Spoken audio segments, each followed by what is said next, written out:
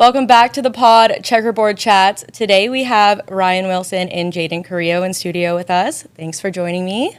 So let's take it back to the beginning. When did you guys start playing football? What are your first memories of playing football? I started playing football in about, I think it was 3rd or 4th grade, and all my buddies at the time signed up for it, and my parents decided to throw me in there too, and never looked back. Loved every moment of it. What was the moment? Was it a hit? Was it a touchdown? I'd say it was definitely a hit, and just being out there with my friends, you know. I fell in love with the game right away, and I wouldn't have had it any other way. Okay, what about you? My first memory was 4th grade. I was a very small kid.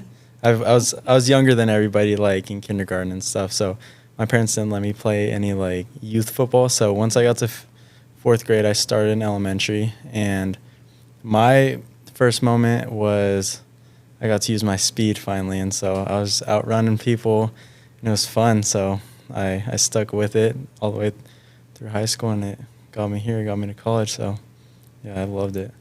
Ryan, your parents both play soccer. Your brothers play lacrosse. Why did you stick with football?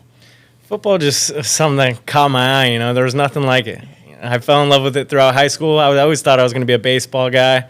I was on varsity as a freshman, and parents always thought I was going to be a baseball guy, but there was something about it. When making a play in front of all those fans, I just love football, so I never wanted to play anything else. Jaden, you played baseball too, right? So why did you pick football? I picked football. It challenged me more. Baseball is very challenging too, but as I grew into my body more, I like to hit. So football, it gives you the opportunity to showcase your talents, your speed, your agility, and your strength all in one. So I think football fit me more. And my dad's a big influence in my life. He played football, and he's been my coach growing up my whole life. So I think that definitely pushed me to play football, since I want to be like my dad when I grow up. Ryan, talk about your journey. You have a different journey here. Yeah.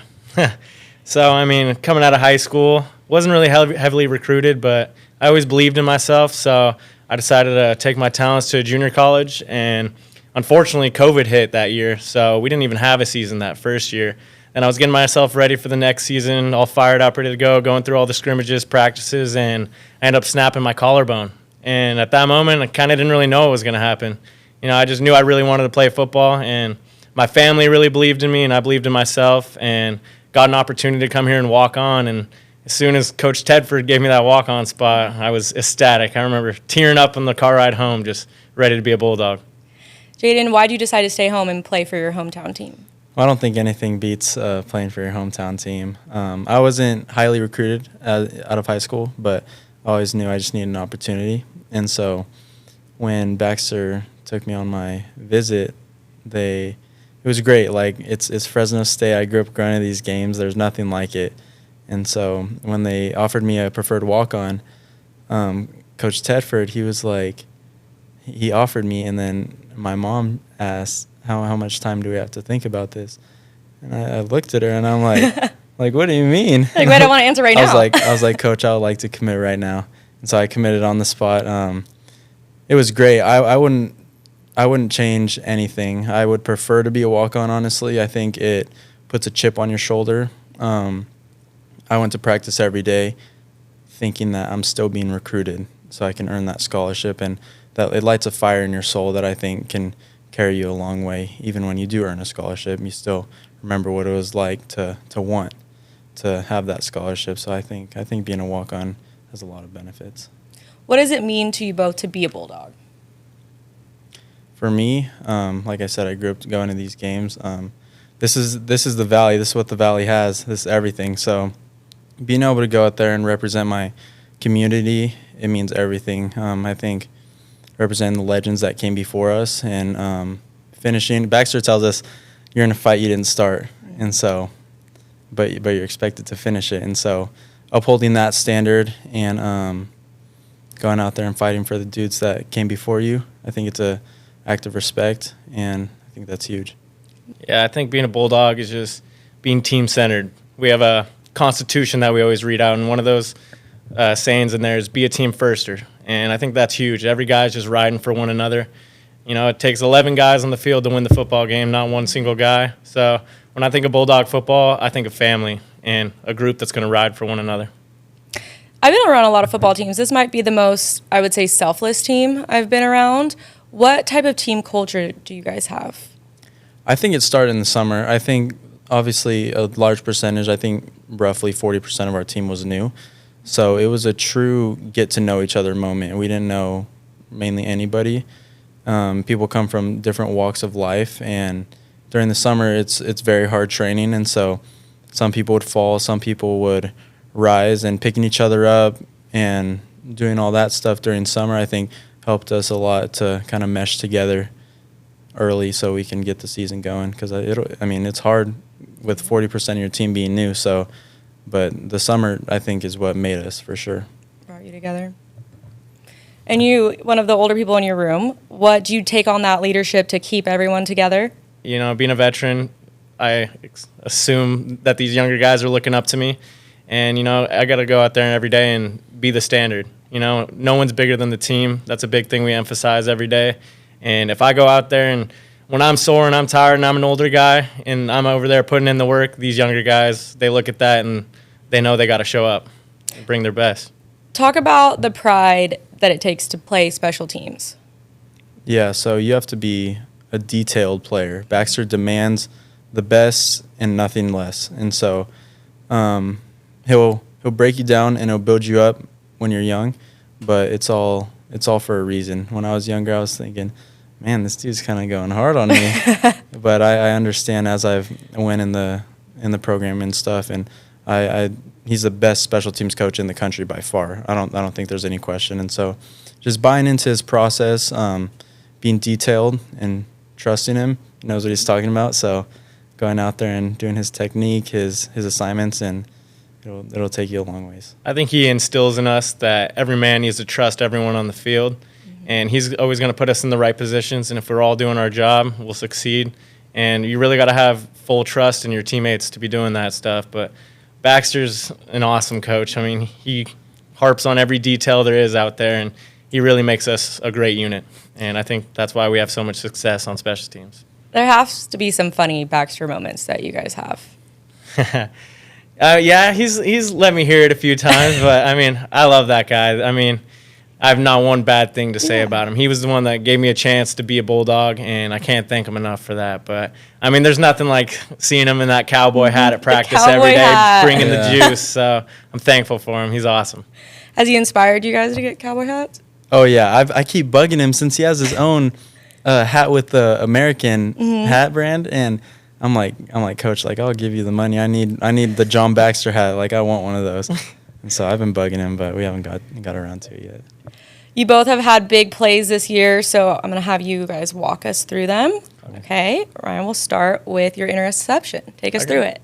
So, yeah, I mean, we're in a quarters coverage originally, and we got to check it because they're in a little stack out there. So I just become like an insert player. And I'm just doing my job that whole time, and I see the running back pop out. I know the linebackers got him. I go to my zone, and JD thankfully makes a great play, and I'm just in the right position. I mean, none of that's possible without my teammates, you know. I think it was just a gift from the gods above showing me that hard work really does pay off, and if you buy into the process, good things will happen. And what about the celebration with your teammates? You know, I just went straight to my teammates. I mean, that was the best feeling ever. I couldn't even breathe. They were surrounding me so hard. I remember, like, panicking, but it was awesome. I mean, there's nothing better than celebrating with your teammates after working hard for so long. And Jaden, take us through your touchdown. Yeah, so that was a crazy one. I was a corner on Sharks, which is punt return. And so I'm down the field, and so I was covering the gunner, and I hear the crowd. They go, oh, so I look back thinking we blocked the kick. Then I see the ball coming straight towards me. Like you said earlier, I played baseball, and I played center field, and I know how to field a ground ball. And it was a free play because that was an illegal kick. So I just made a full speed decision. Baxter says he'll support it, so I utilized that and fielded it, and then beat a few guys, and then I saw Sim coming from the side over here, and so I kind of tried to slow down so he could get that block. Him and Finn had two great blocks, cut inside and scored. I wouldn't have been able to do it without those blocks. Those were great blocks, but no, that was so exciting. That was one of the best moments of my career for sure. And how was celebrating with your teammates? It was great. Yeah, it was super great. It was so fun. Like Ryan said, like, you just get surrounded, and they're slapping my helmet a bunch and stuff, and I had to take my helmet off because it started to hurt, so they wouldn't hit my head anymore. But no, it was so fun. It was the best moment for sure. So you both have talked about the support of your families too. How instrumental has that been in your success and your journey? I mean, my family means everything to me. I mean, there was a moment in time coming out of junior college when not too sure if I really believed in myself as much as my parents believed in me, and they always kept harping, don't ever give up your dream. So, I mean, I give my parents all the credit for me being here today. You know, my whole family, honestly. They got my back through it all, and couldn't be more thankful for the support system I got. Yeah, so I'll start with my mom. Yeah, my mom, she's great. She's been a huge support system for me growing up. She kind of stepped in and helped pick me back up early on in life, and I couldn't be more thankful for her. She's a warrior. She's the most loyal woman that I know, and yeah, love her to death. And my dad's my best friend. He's been my coach, like I said.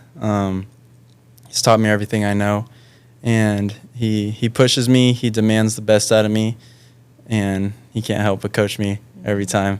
I still look up to him in the stands after a play, go like this to him, like, how'd I do? And then he always, like, we have our little sign language during the game, but no, my dad's my best friend. It's been great. My parents are blessings. It's Hispanic Heritage Month. So, Jaden, what does it mean to you to represent your culture as a college football player? Yeah, it means the world, being a Hispanic in Division I college football. I think the biggest thing for me is obviously representing my family, and then, as we know, the green V, the green in the V represents the agriculture that is in the valley, and the whole valley is pretty much agriculture. So it's a true honor to go out there and represent my community through playing football.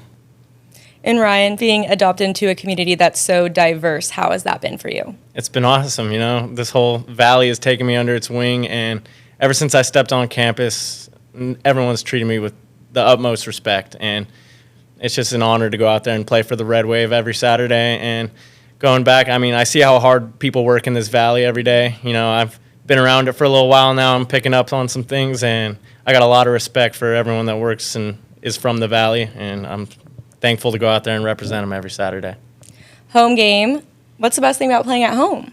I think the best thing about playing at home is just being around the fans. I love walking. As soon as we walk down that ramp and the smoke hits, I mean, it's time to play some ball, and I love it. You know, when those lights flicker when we score a touchdown and the crowd's going crazy, you can't beat those moments.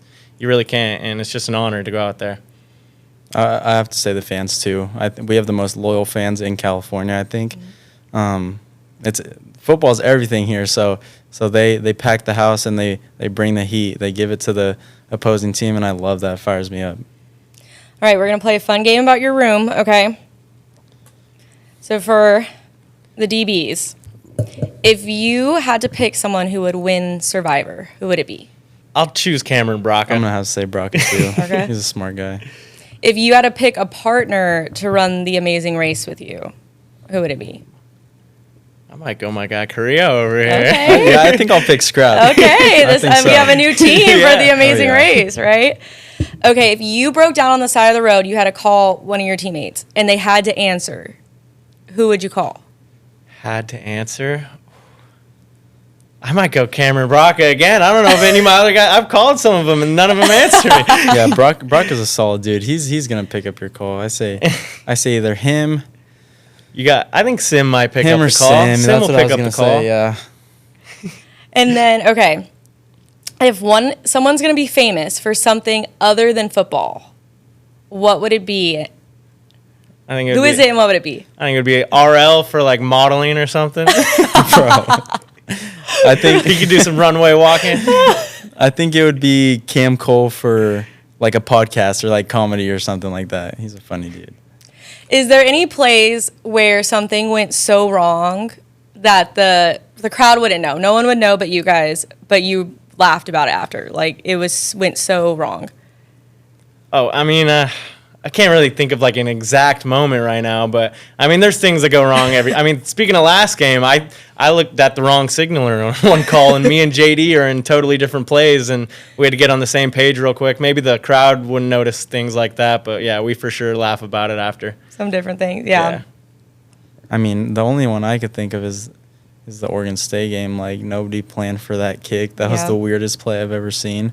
But, I mean, hey, it worked out, so we'll take it. And last thing, just your message to the Red Wave about packing the stadium on Saturday.